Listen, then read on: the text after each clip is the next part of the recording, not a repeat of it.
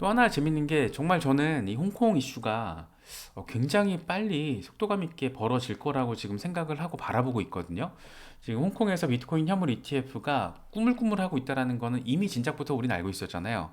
사실 비트코인 현물 ETF를 선물 ETF를 지난해 홍콩에서 출시가 됐을 때 그때 블룸버그 같은 경우에는 몇 달 안에 현물 ETF 승인 가능성도 있다라고 얘기를 했어요. 그만큼 홍콩 당국 증권선물위원회에서 엄청 적극적으로 뻐꾸기를 날리고 있기 때문에 어쩌면 미국보다 더 빨리 현물 ETF가 승인될 가능성도 있다. 이런 얘기들이 많았었는데 지금 일단 선두는 미국이 가져간 상황입니다. 가져간 상황인데 홍콩에서도 분위기 간단치 않다. 지금 블룸버그 같은 경우에는 홍콩에서 비트코인 현물 ETF 신청 이 초읽기에 들어갔다. 스마트 파이낸셜 홀딩스라는 기업이 1분기 출시를 목표로 지금 진행을 하고 있다라는 거예요. 이 외에도 7개에서 8개 정도의 펀드, 헤지 펀드가 지금 들어가기 위해서 신청 승인 준비 작업을 실제로 진행을 하고 있다라는 보도들이 또 나오고 있죠.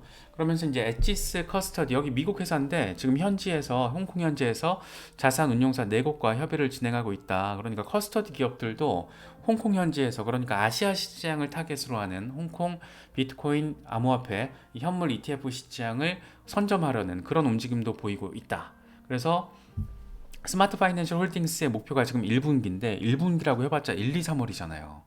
그러니까 지금 한두 달 안에 홍콩에서 뭔가 벌어질 수 있다는 겁니다. 다만 블룸버그가 얘기하는 거는 최소 몇 주 정도 걸릴 수가 있긴 한데 그러면 이제 1분기는 되는 거잖아요. 그런데 이게 지금 홍콩에서 전례가 없었던 상황이기 때문에 몇 개월 정도 시간이 더 걸릴 수도 있다. 그런데 저는 그냥 개인적인 생각에는 생각보다 빨리 출시가 될 수도 있을 것 같다는 생각이 듭니다. 왜냐하면 미국에서 지금 비트코인 현물 ETF가 엄청 지금 흥행몰이를 하고 있고 전체 ETF 시장의 14% 비중을 차지할 정도로 일주일 사이에 급성장한 걸 지금 홍콩에서 바라보고 있는 거잖아요. 눈만 껌뻑껌뻑.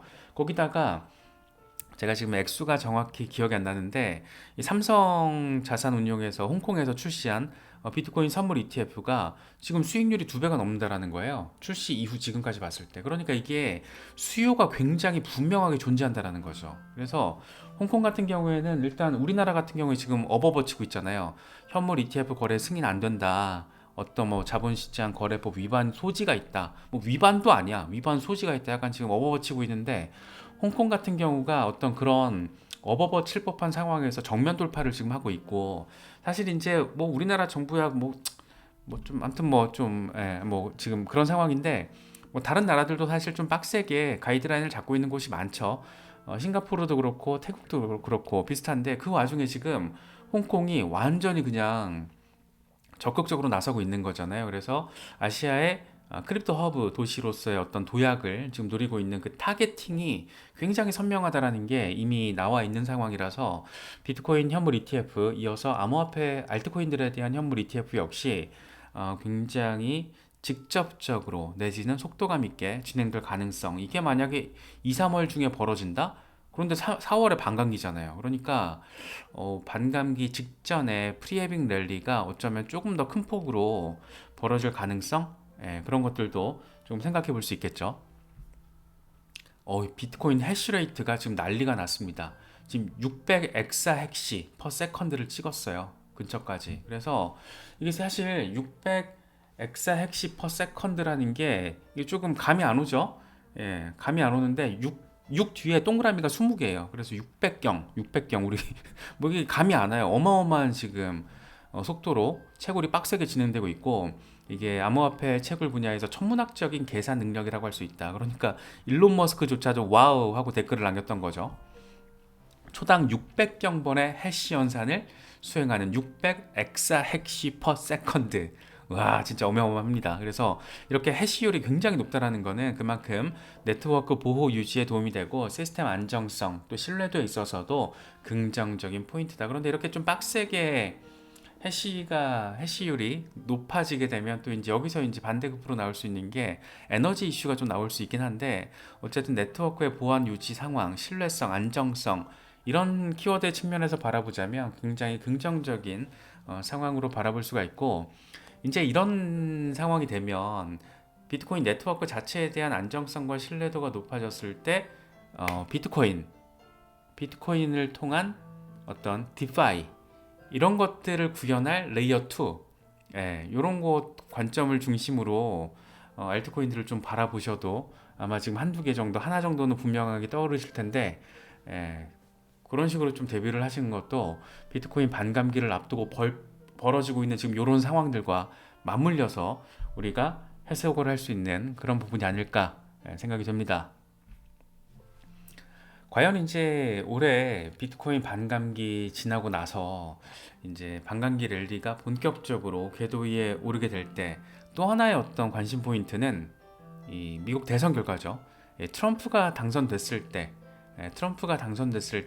어떤 상황이 펼쳐지게 될 것인가와 관련해서 지금 관심도가 굉장히 높은데, 지금 트럼프가 당선될 경우엔 내가 당선되면 일단 CBDC는 발행하지 않을 거야. 허락하지 않을 거야. 그래서 이건 CBDC를 발행한다라는 것은 연방 정부가 국민들의 돈을 절대적인 통제권을 쥐도록 해주는 거야 하면서, 이제 이게 사실 중국 정부가 노리는 게 이거잖아요. 모든 걸 통제하는, 모든 인민에 대한 어떤 돈의 흐름, 모든 흐름 자체를 통제하겠다라는 수단으로서 약간 빅브라더의 관점에서 CBDC를 가장 적극적으로 도입한 나라가 지금 중국이잖아요. 그런데 그런 것과 반대되는 정반대되는 얘기를 지금 하고 있는 건데, 재밌는 건 이런 거죠.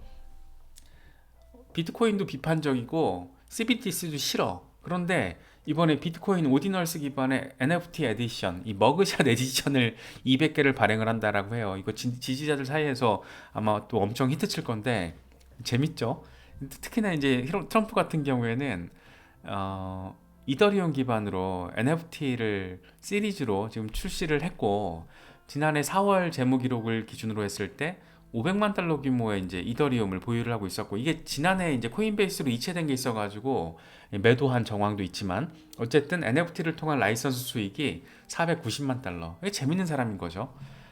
CBDC도 싫어. 비트코인도 별로 안 좋아. 그런데 이더리움을 통해서 돈을 벌고 있고 비트코인을 통해서 돈을 벌려고 하고 있는 거예요. 이거 어떻게 봐야 될까? 되게 재밌는 사람인 거죠, 아무튼.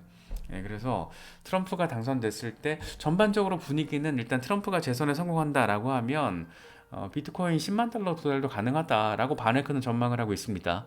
비트코인은 11월 9일, 그러니까 대선 날에 맞춰서 사상 최고치를 갈아치우게 될 것이다. SEC의 적대적인 규제 방식, 이런 접근 방식이 폐지될 거라는 낙관론이 제기되고 있는 상황이다. 네, 이렇게 조금 바라볼 수가 있는 거죠.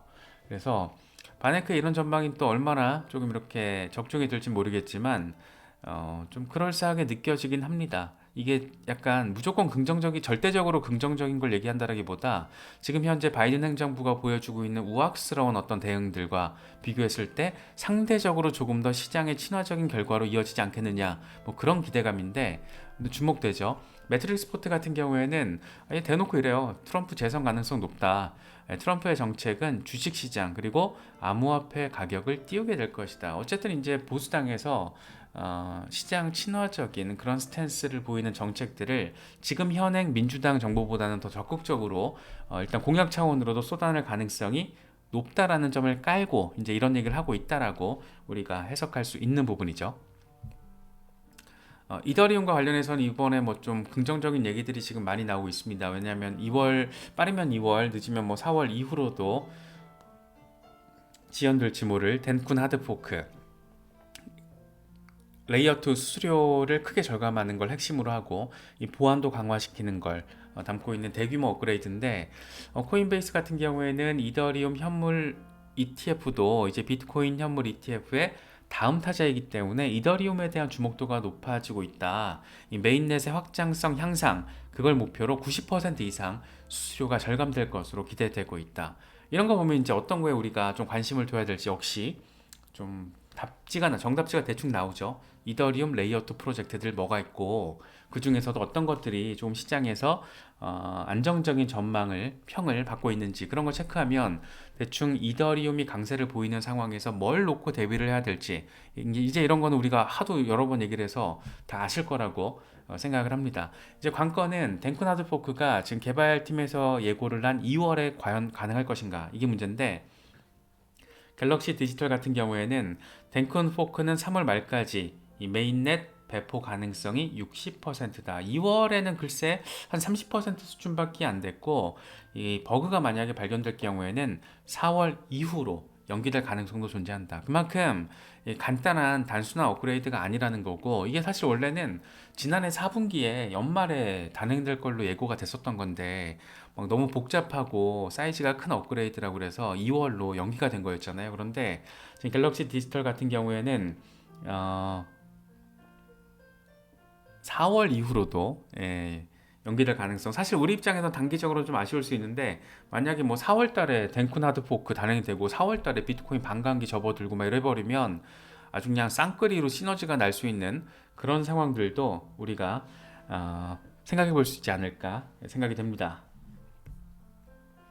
리플 소송 답답하죠. 답답하고 리플 시세 역시 답답하고 답답한 상황이긴 한데, 소송과 관련해서는 이제 벌금 합의 이슈가 스멀스멀 본궤도로 올라서고 있는 상황입니다.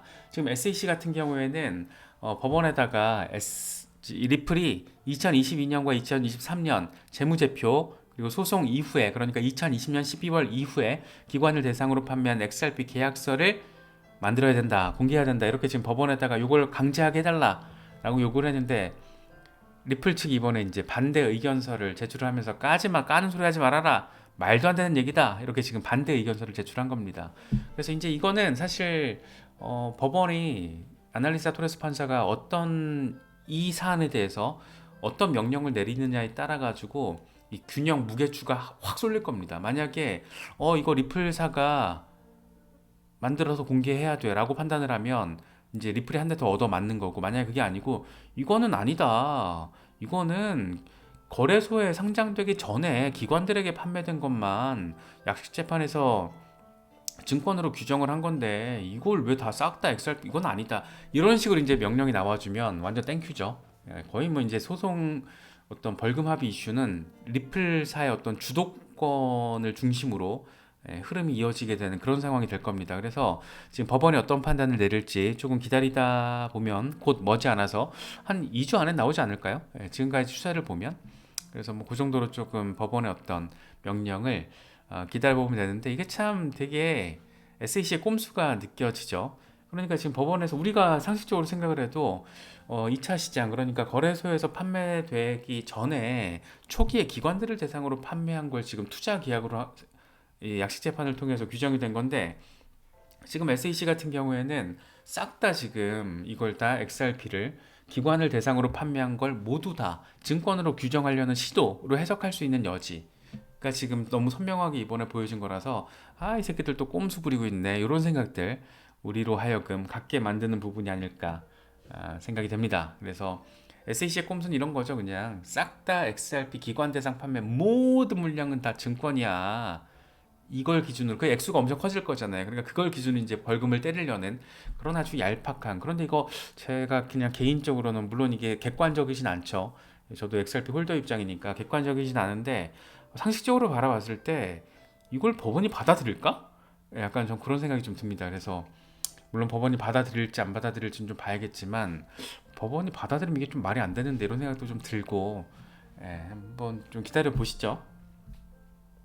네, 그래서 조금 이제 타임테이블을 놓고 보면 이제 2월부터 4월 29일까지가 이 벌금 합의 시도와 관련된 그런 논의가 이제 공식적으로 진행되게끔 타임테이블이 나와준 상황이고, 4월 23일에 이제 1심 재판이 개시가 됩니다. 좀 맞물려 있죠. 맞물려 있는데 1심 재판이 정식으로 시작이 되고 배심원 판결까지 지금 예고가 된 상황이어서, 뭐 이제 올해 상반기 안에는 뭔가 얘기가 나오지 않을까. 늦어도 뭐 3분기 안에는 이렇게 좀 생각해 볼 수 있는 상황인 건데, 조금 배심원 판결 어떤 분위기만 이제 딱 나와도 대충 뭐 판때기 이제 마무리되는 거 아닌가, 뭐 그렇게 조금 우리가 바라볼 수 있지 않을까, 뭐 그런 생각이 들기도 합니다. 지금 뭐 좀 단기적인 시세는 아주 많이 답답하죠. 답답하고 조금 아쉽게 많이 느껴지는데, 일단 너무 큰, 지금의 XRP를 요 모양으로 만든 시세를 요 모양으로 만든 게 리플 소송인데, 그 이슈가 이제 거의 마무리 국면으로 나아가고 있고, 지금까지 소송과 관련해서 긍정적인 승점들을 리플이 챙기고 있으니까 좀 더 긍정적인 상황을 기대해 볼 수 있지 않을까. 그렇게 좀 마음 편하게 먹고 시장 바라보시면 어떨까 생각이 듭니다.